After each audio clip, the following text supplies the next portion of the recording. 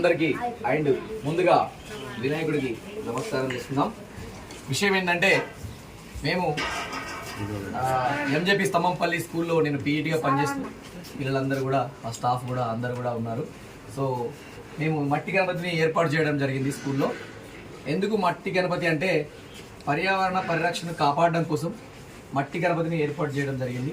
ఎందుకంటే ఇప్పుడున్నటువంటి గణపతులు ఏంటంటే కలర్ తోటి ఇట్లా అట్లాంటివి కాకుండా అట్లాంటి ఉన్నటువంటి గణపతి విగ్రహాలు కాకుండా మట్టితో చేసిన విగ్రహాన్ని మా ఎంజేపీ స్తంభంపల్లి స్కూల్లో ఏర్పాటు చేయడం జరిగింది. దీనివల్ల పర్యావరణం లోపల వాటర్ లోపల ఎలాంటి వాతావరణ అంటే ఎలాంటి కాలుష్యం దీనివల్ల మన విగ్రహం ద్వారా ఉండదు కాబట్టి మేము మట్టి గణపతిని ఏర్పాటు చేస్తున్నాము. భవిష్యత్తులో కూడా ఇలాంటి మట్టి గణపతులనే మేము అంటే ఎంకరేజ్ చేయాలనుకుంటున్నాము.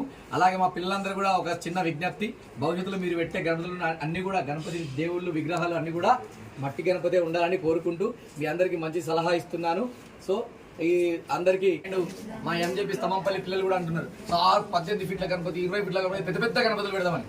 పెద్ద గణపతులు కాదు, మన కొలిచే మనసును బట్టి ఉంటుంది. ఎందుకంటే గణపతి చిన్న విగ్రహమైన దేవుడే, పెద్ద విగ్రహమైన దేవుడే. ఇళ్ళలో చిన్న విగ్రహం పెట్టుకుంటాం అయినా దేవుడే, పెద్ద విగ్రహం అంత పెద్ద విగ్రహం పెట్టినా దేవుడే. కాబట్టి భగవంతుడు మనం కొలిచే విధానాన్ని బట్టి ఉంటుంది, మన మనసును బట్టి ఉంటుంది, మనం ఆలోచించే విధానాన్ని బట్టి ఉంటుంది. భగవంతుడు పెద్ద విగ్రహమా చిన్న విగ్రహమా కాదు, మనం ఏ విధంగా ఆరాధన చేస్తామో మన మనసును బట్టే ఉంటుంది, మనం చూసే చూపును బట్టి ఉంటుంది.